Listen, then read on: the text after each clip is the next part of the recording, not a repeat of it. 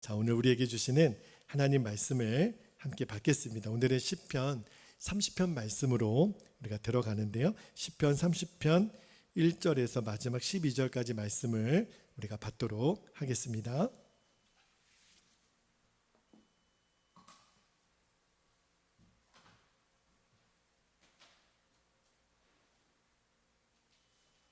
자, 우리 1절부터 12절까지 한 절씩 말씀을 교독하여 봤습니다. 1절입니다. 여호와여, 내가 주를 높일 것은 주께서 나를 끌어내사 내 원수로 하여금 나로 말미암아 기뻐하지 못하게 하심이니이다. 여호와 내 하나님이여, 내가 주께 부르짖음에 나를 고치셨나이다. 3절. 여호와여, 주께서 내 영혼을 스올에서 끌어내어 나를 살리사 무덤으로 내려가지 아니하게 하셨나이다. 주의 성도들아, 여호와를 찬송하며 그의 거룩함을 기억하며 감사하라. 5절. 그의 노염은 잠깐이요 그의 은총은 평생이로다. 저녁에는 울음이 깃들일지라도 아침에는 기쁨이 오리로다. 내가 형통할 때에 말하기를 영원히 흔들리지 아니하리라 하였도다. 여호와여, 주의 은혜로 나를 산같이 굳게 세우셨더니 주의 얼굴을 가리심에 내가 근심하였나이다. 여호와여, 내가 주께 부르짖고 여호와께 간구하기를 9절. 내가 무덤에 내려갈 때에 나의 피가 무슨 유익이 있으리요? 진토가 어떻게 주를 찬송하며 주의 진리를 선포하리이까? 여호와여, 들으시고 내게 은혜를 베푸소서. 여호와여, 나를 돕는 자가 되소서 하였나이다. 주께서 나의 슬픔이 변하여 내게 춤이 되게 하시며 나의 베옷을 벗기고 기쁨으로 띄우셨나이다. 이는 잠잠하지 아니하고 내 영광으로 주를 찬송하게 하심이니 여호와 나의 하나님이여, 내가 주께 영원히 감사하리이다. 아멘. 하나님의 말씀입니다.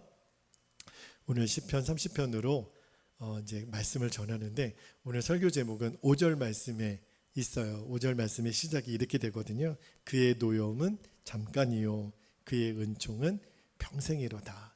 오늘 이 제목으로 말씀을 나눌게요.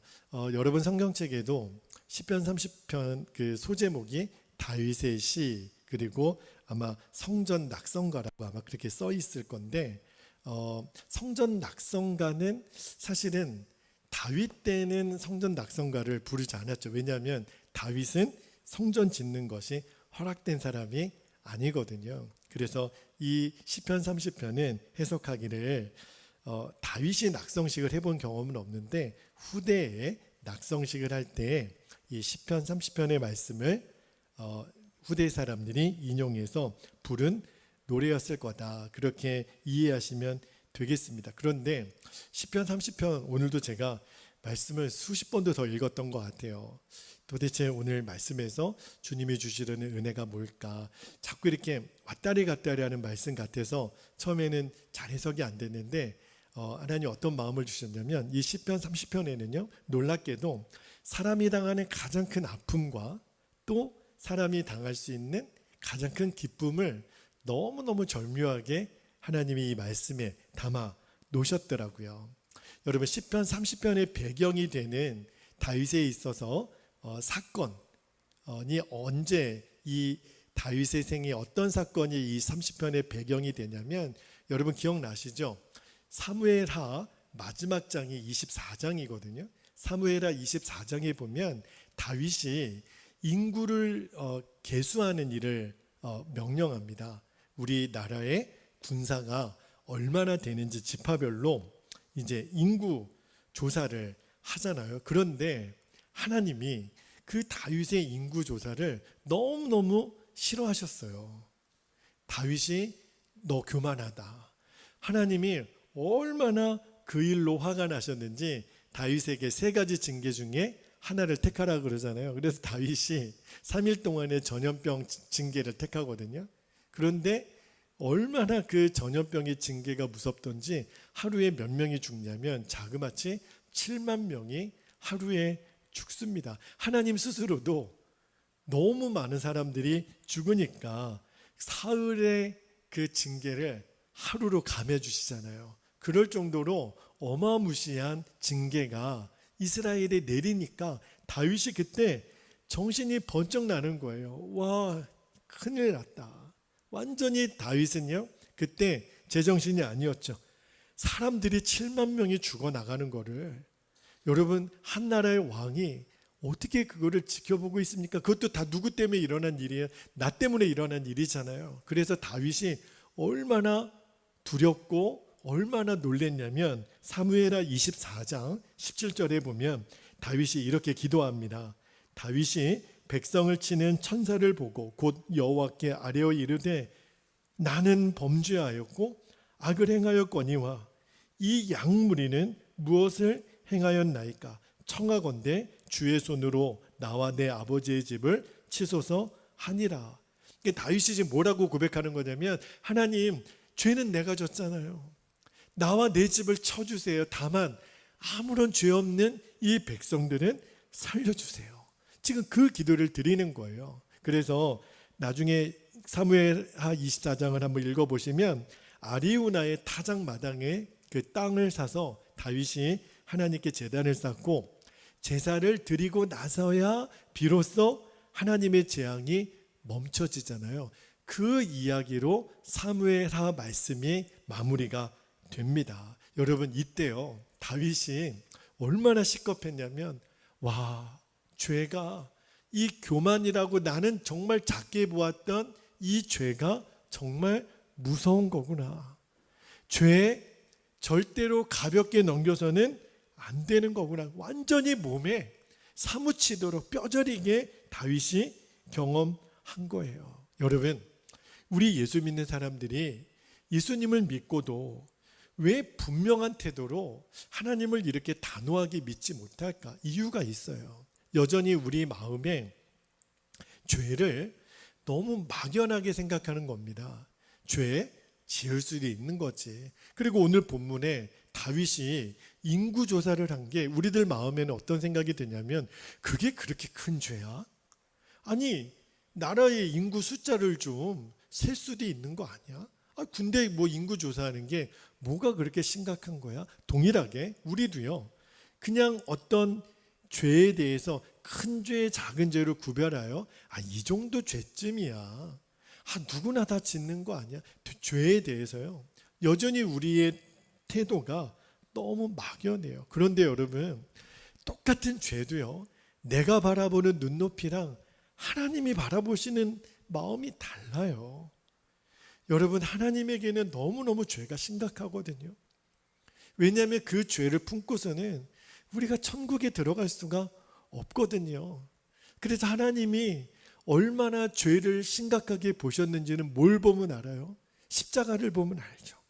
십자가에 하나님의 아들 예수님이 대신 죽게 하시기까지 죄가 그렇게 끔찍하고 더럽고 어마무시한 거기 때문에 우리는요 이제 죄에 대해서 정말 단호한 태도를 가질 필요가 있어요. 하나님이 보시는 죄는 너무 심각한 거예요. 여러분, 많은 그리스도인들이 예수님을 믿지만 그리고 입술로는 맞아, 내가 죄인이죠. 그러나 내가 얼마나 큰 죄인인가를 좀처럼 인정하지 않습니다. 예수님이 그래서 남의 눈에 보이는 티는 보지만 내 안에 있는 들보를 보지 못한다고 말씀하시잖아요. 우리는요 본성적으로 다른 사람의 죄는 너무 크게 보고 나의 죄는 너무 작게 봐요. 내가 저지른 죄에 대해서 심각함을 가지고 인정하지 않습니다. 그리고 내가 지은 죄는 그렇게 큰 죄라고 생각하지 않아요. 그러기 때문에 우리가 자존심 싸움하는 거예요. 그러기 때문에 은밀한 죄를 짓는 겁니다. 그 죄가 무서운 거를 알면 못 짓는 거죠. 그리고 죄가 내 안에 품어지면 하나님이 우리에게 주시는 은혜는 절대로 누리지 못합니다. 여러분, 다윗이요 그의 인생에 결정적으로 두 가지 큰 죄를 짓습니다. 하나는 그의 마음에 음란한 마음이 들어와서 밧세바를 범하는 죄를 짓잖아요. 그리고 또 하나 오늘 본문의 배경이 되는 사무엘하 마지막 24장에 그 다윗이 그만 마음이 교만해지는 거예요. 그런데 여러분, 밧세바 사건과 오늘 인구조사의 사건의 공통점이 뭔지 아시죠? 다윗이 평안할 때 지은 죄라는 거예요.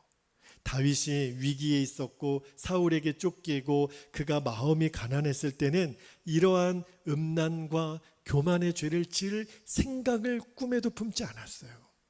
그런데 나라가 평안해지고 모든 전쟁이 끝나고 내가 모든 것이 태평할 때 왕궁을 거닐다가 옷을 벗고 목욕하는 밧세바를 보게 되고, 그리고 갑자기 나를 과시하고 우리 나라의 강성함을 드러내고자 하는 군인들의 인구 숫자를 조사하게 하잖아요.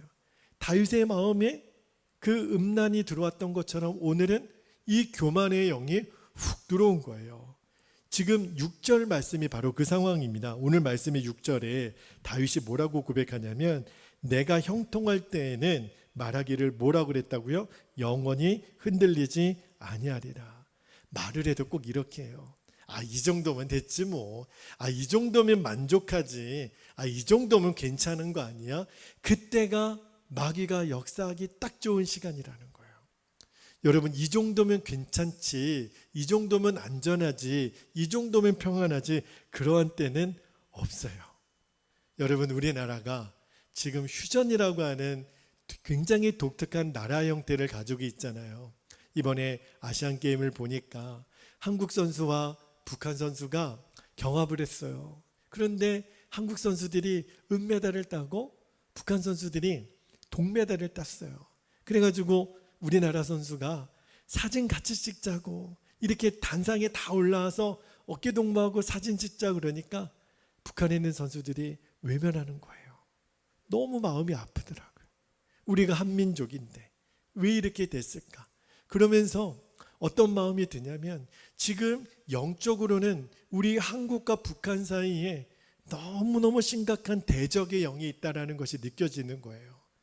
좀처럼 풀려지지 않는, 도대체 이 나라 민족의 통일은 언제 올까? 여러분, 영적으로도요, 우리는 대적의 영들이 있다는 것을 늘 명심해야 돼요. 그러므로 지금은 안전하다, 평안하다, 아무런 대책 없이 그냥 안심할 수가 없는 때라는 거예요.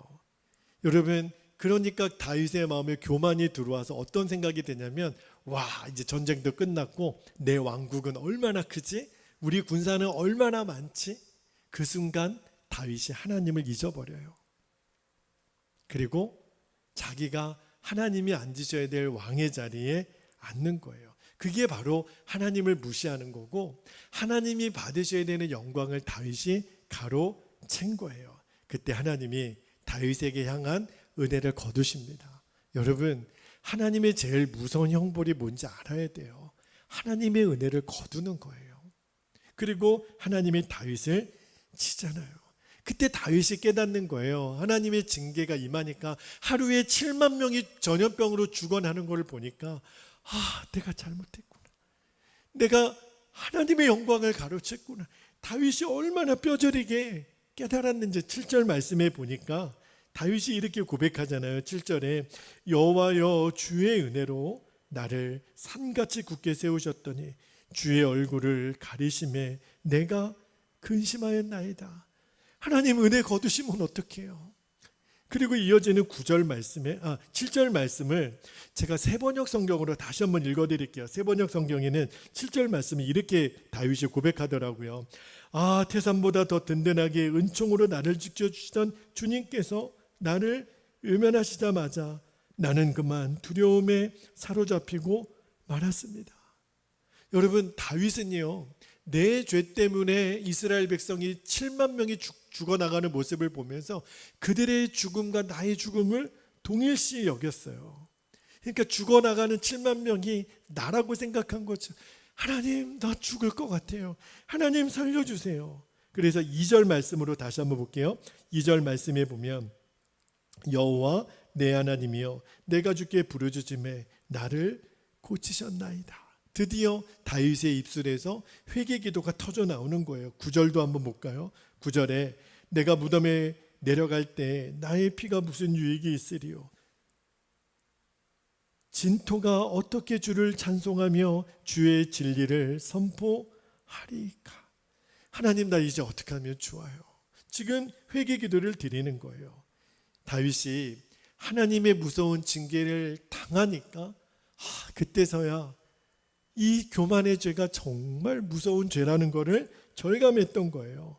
여러분, 다윗이요, 지금 9절 말씀의 고백이 뭐냐면 하나님의 은혜가 거치고 나니까 지금 내 앞에 펼쳐진 모든 것들은 지옥이라는 것을 깨달은 거예요.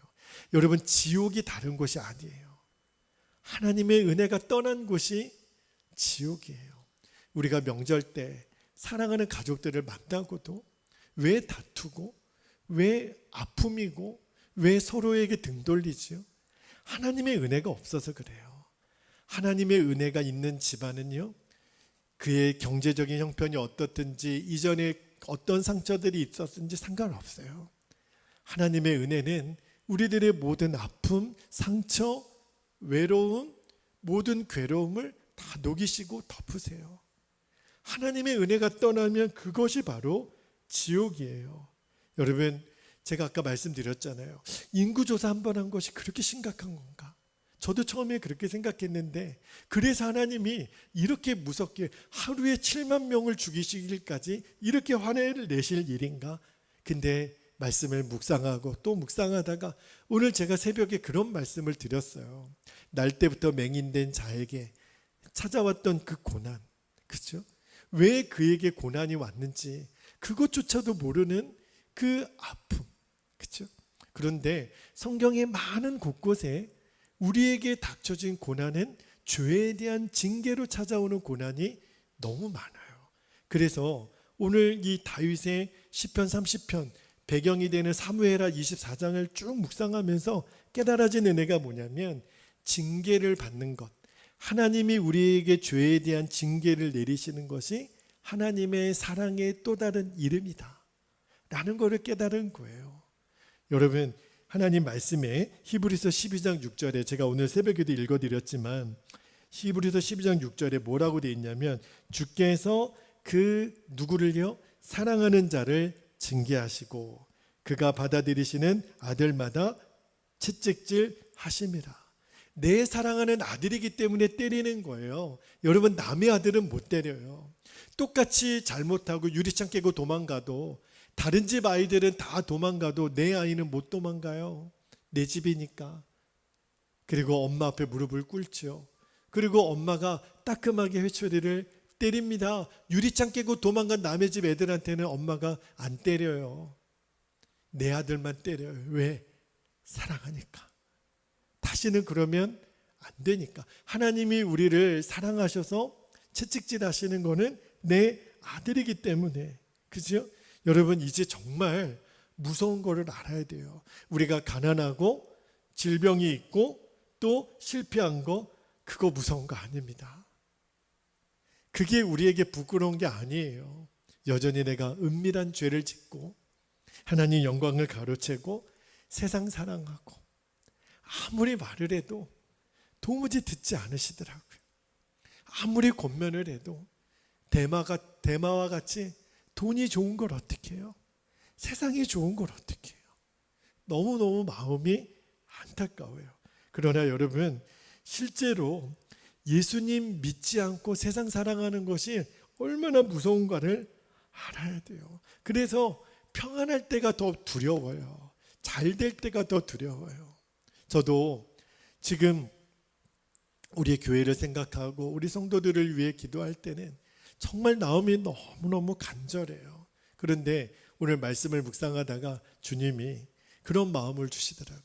준철아, 베델교회가 성도가 100명이 되고 200명이 되면 너 지금의 간절함으로 계속해서 기도할 수 있겠니?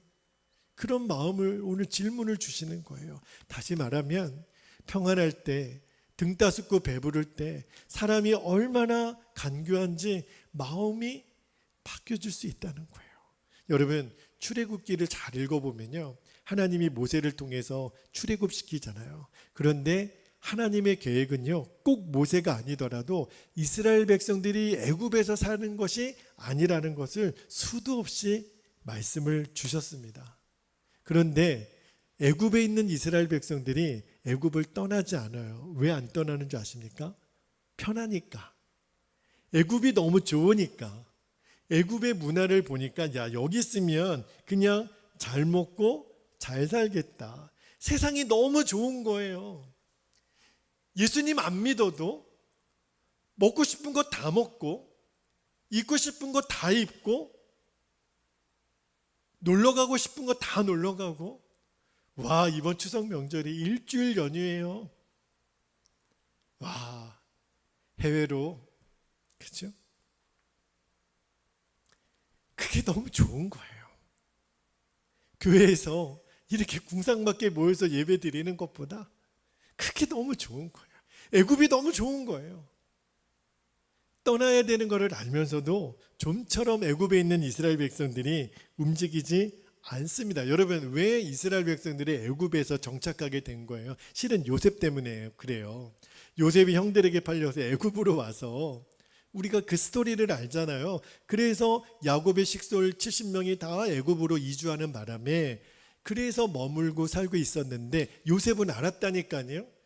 애굽에서 이스라엘 백성들이 계속 머물러 있어서는 안 된다는 걸 알아서 돌아가야 된다. 그리고 유언을 남기는 거예요. 내가 죽을 때 내 유골은 애굽이 아니라 가나안 땅에 가서 묻어달라고. 다시 말하면 하나님의 백성이 살 곳이 애굽이 아니라는 것을 요셉이 말씀했다고요.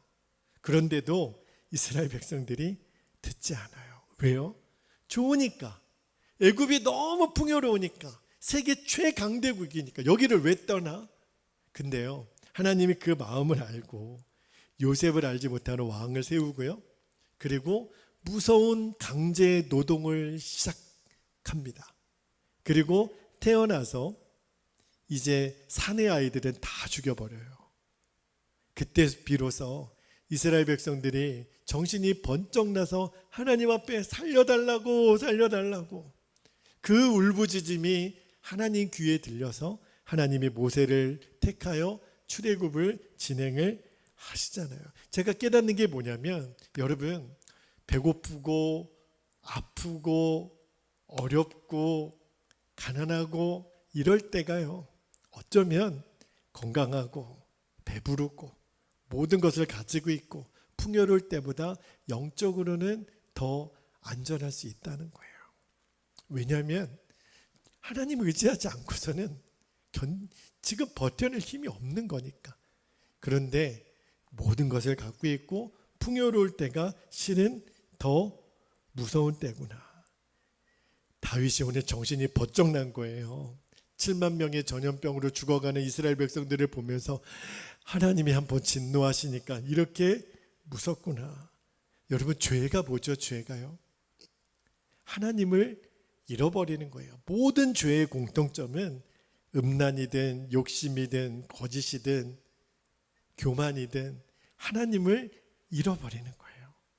그렇죠? 그리고 다윗이 뭘 또 하나 깨달았냐면, 성공보다 부보다 명예보다 더 귀한 것은 깨끗함, 의로움인 것을 다윗이 비로소 알게 된 거예요. 그러니까 다윗이 성령님과만 동행하면, 하나님의 은혜만 나를 떠나지 않는다면, 주님, 저는 너무 바랄 것이 없겠습니다. 그래서 시편 51편 11절에 다윗이 이렇게 고백했잖아요. 나를 주 앞에서 쫓아내지 마시며 주의 성령을 내게서 거두지 마소서.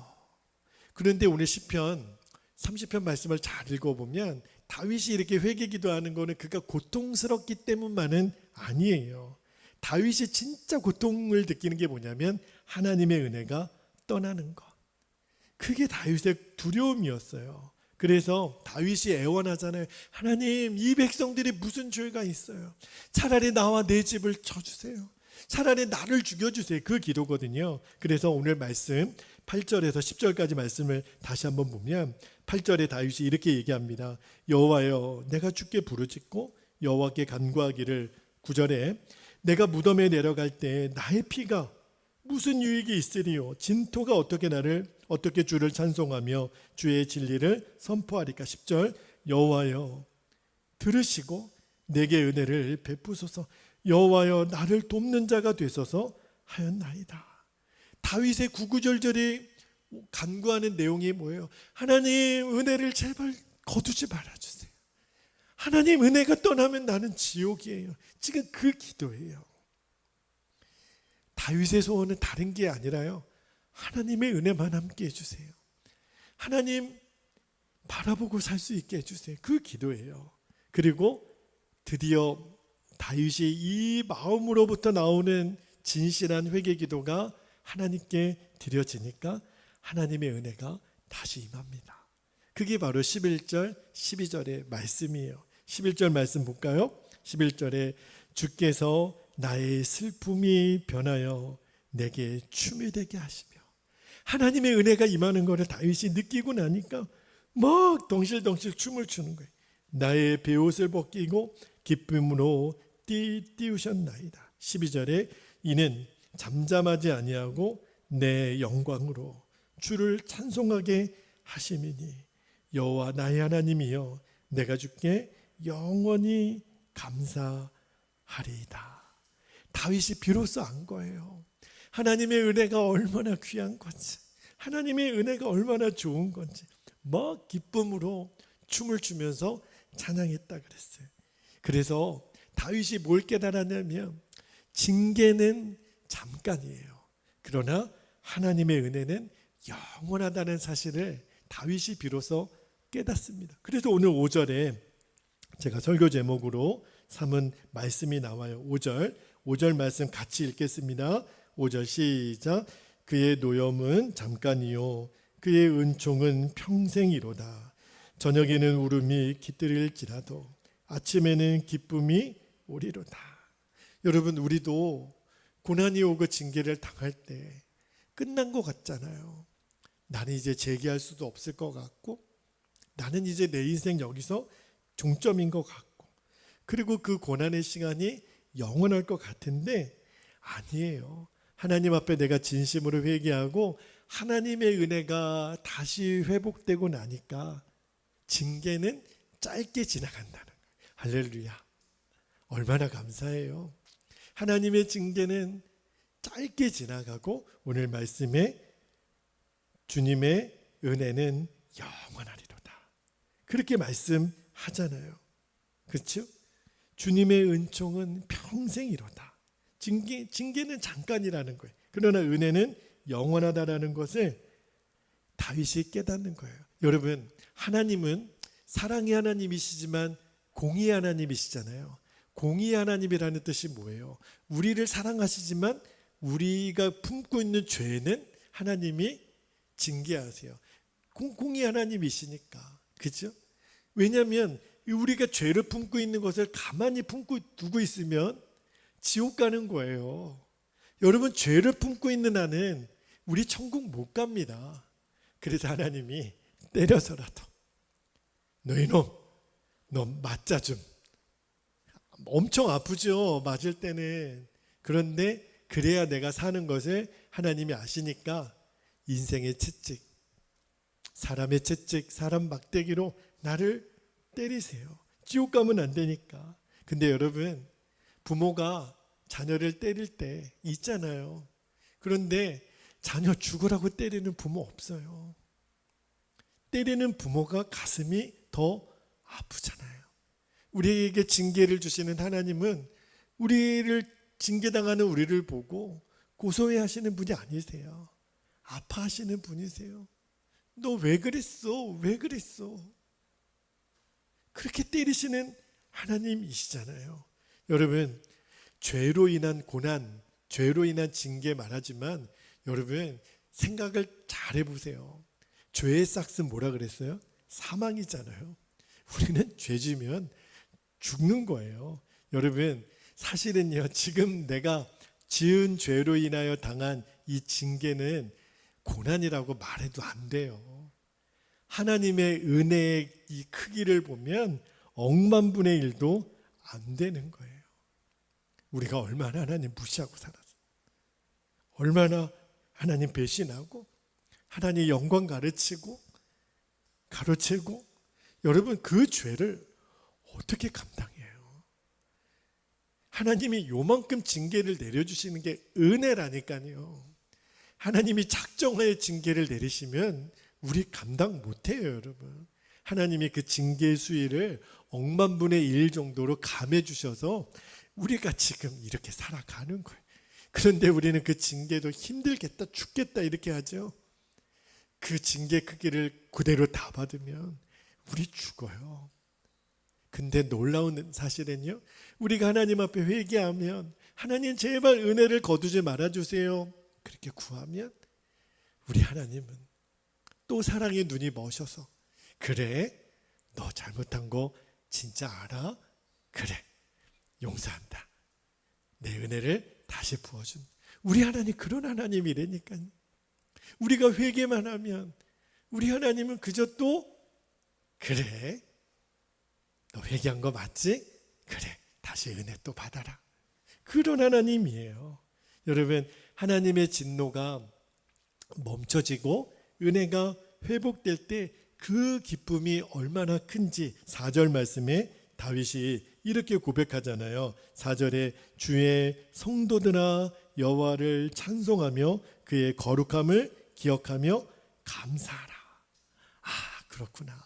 하나님의 징계가 끝이 안 보이고 그렇게 무섭지만 하나님의 징계가 또 길어 보이지만 징계는 잠깐이고 하나님의 은혜는 영원한 거구나.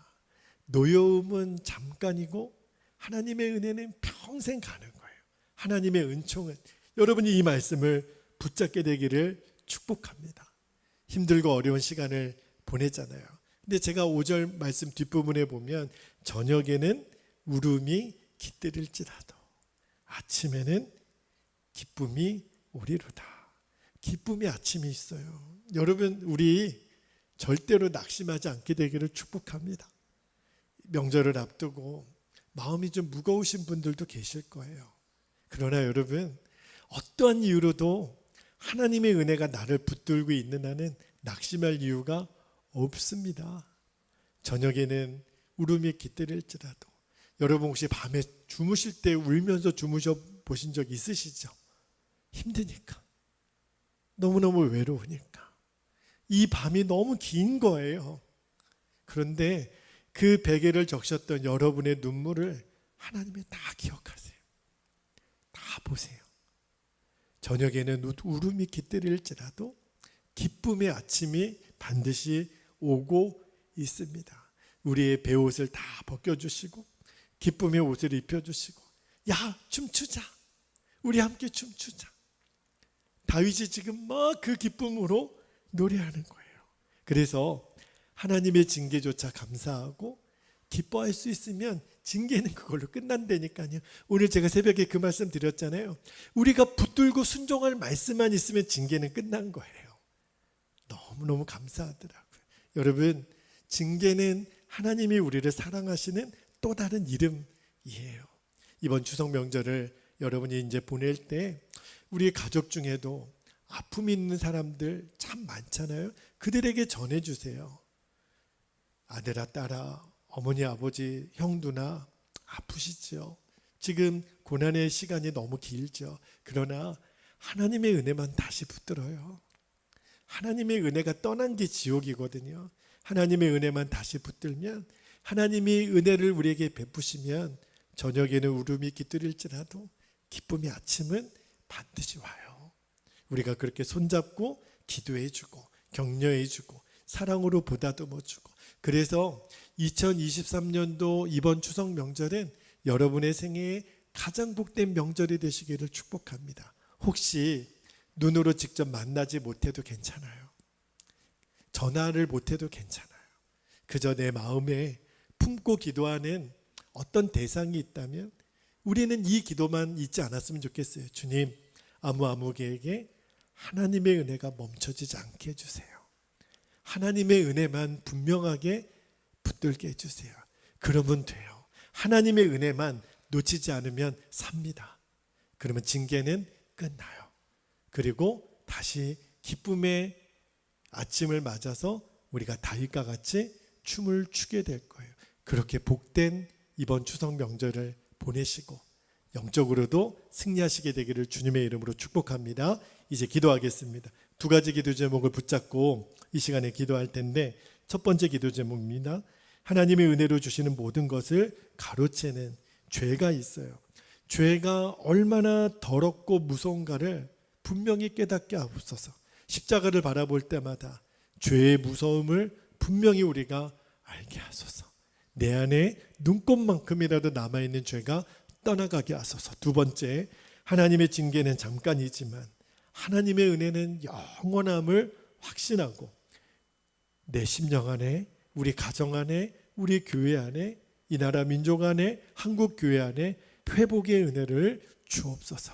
우리가 두 가지 기도 제목을 붙잡고 주의 이름을 간절히 부르시고 통성으로 기도하겠습니다.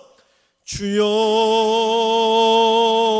할렐루야. 사랑과 은혜가 많으신 아버지 하나님, 오늘 시편 30편 말씀으로 우리들의 주의 말씀을, 주님의 생명을 붙잡습니다.